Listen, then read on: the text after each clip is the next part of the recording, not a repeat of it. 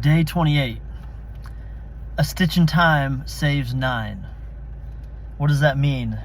One of my favorite quotes of all time. It means it's better to go ahead, like if there's a rip in fabric, for example, to replace it with that one stitch that it needs before ignoring the problem, and then that gets 9 times worse, and then you're going to have to replace it with 9 more stitches.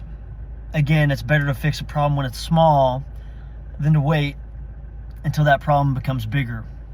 Because problems aren't going away. Like in our lives, we can ignore things that we know we're not doing optimally all we want. And, sometimes they'll kind of quietly, go away. But they always rear their head again. They always end up becoming bigger than they are. And we do this all the time. And sometimes it's really big things. Sometimes it's just things in our daily routine, like, and I've done this before plenty of times, like the car's making a funny sound. I don't have time to go take it in to get it looked at. Maybe the problem's going to go away. Well, you're running a risk there. And that's just a silly example, but we do that with a lot of things in our mind and in our hearts that affect the person that we are, and it affects the way that we treat others. It definitely can make us not an optimal human being. So how can we live inside of in a mindset that's truly embodying of a stitch in time saves 9? It can be hard to achieve that.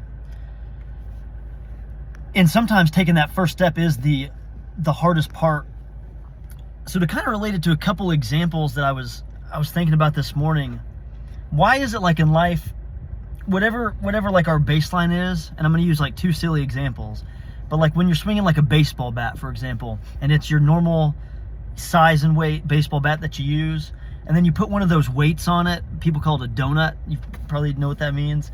But you put a weight on the bat, and then you swing it 5 or 6 times, and then you take the donut off, and then you swing the bat again. All of a sudden, that regular size bat feels like a feather in your hands.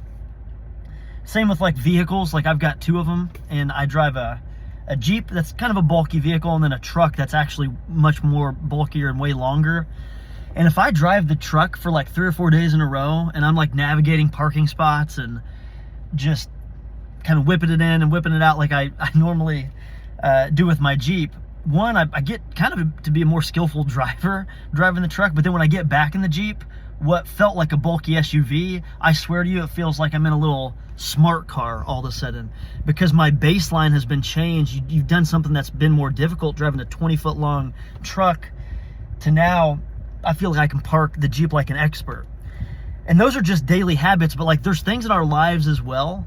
Like, for example, I've talked about this in previous videos, but people, and I've been victim of this, where a lot of people feel like, man, our life is just living us, and it's so hard to even do our daily routine, like to just wake up on time, to get to work, to get our workout in, to eat somewhat healthy, and then by the end of the day, it's just so hard to even maintain what that baseline is. Well, if we know it to be true, the baseball bat and the Jeep example I just gave, like those are real examples. We know, like everyone would agree that's a real thing. Why don't we realize that we can apply the same mindset to our daily routine? For example, you wake up at 6 o'clock on a normal day, and you've done that forever, but now you're struggling to even keep up with that routine. I swear to you, like wake up at 5 a.m. for 1 straight week. Like sign the contract with yourself. Just do it. You're going to think you can't, but force yourself to do it. And you know what's going to be easier? Waking up at 6 o'clock again the following week, getting back to your normal routine, because now it's like you're sleeping in, because you've forced yourself to go above and beyond. You're swinging that heavier baseball bat. I know it's a silly example, but like change your daily routine. Make yourself uncomfortable. I always spew these talks and these videos about making yourself uncomfortable, and I swear I don't say it just to like sound cool or to sound hard. It's like, it's a reality that like if we can get comfortable in our routine and in our habits, if we can get uncomfortable with them to the point where like we're redlining it, we find where that line is, you're going to eventually realize that like what you thought was hard was not even close to the line. And you can do so much more than your mind thought it could.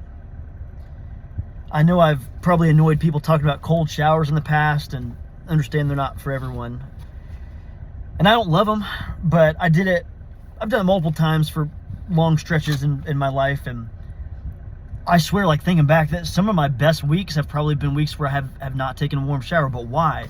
It's because getting into that thing when it's freezing cold, it's like you got to prep for it. Like, you have got to mentally say, hey, this next 5 minutes, 8 minutes, however long you do it, it's gonna suck, but I'm gonna subject myself to this. And there's some benefits to it, but like more than just the health benefits, it's like doing something hard.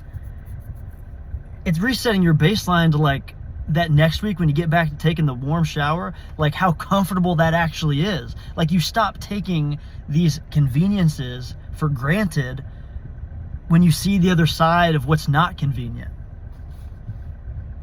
It's the same with fasting. Like, it talks about fasting all throughout the Bible, and there's a lot of spiritual, reasons that people fast.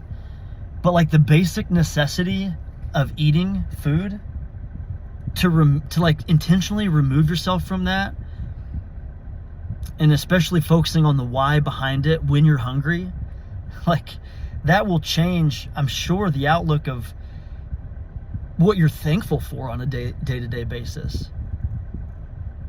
Probably going to change the way you approach that next day if you've allowed yourself to fast for a day or for multiple days.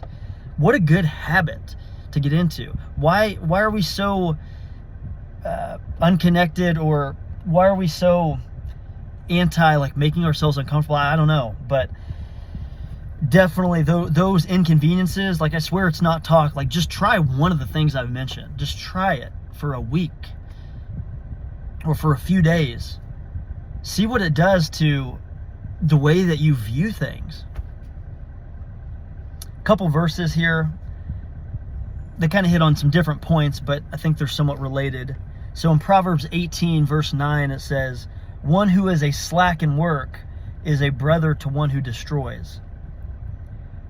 Like, it's not good to be lazy. It talks about that in multiple places in the Bible, but like, do your day-to-day routine and your work and the way that you take care of your family and the way that you take care of your body, like do all of those things as if you're serving the Lord. See what it does for you. It's like we'll do it for a day and then we'll get off track, or something will get in our way, and then our human mind like gives in and we break down. But like, if you do these things consistently, come tell me that it's not to your benefit in this lifetime and beyond.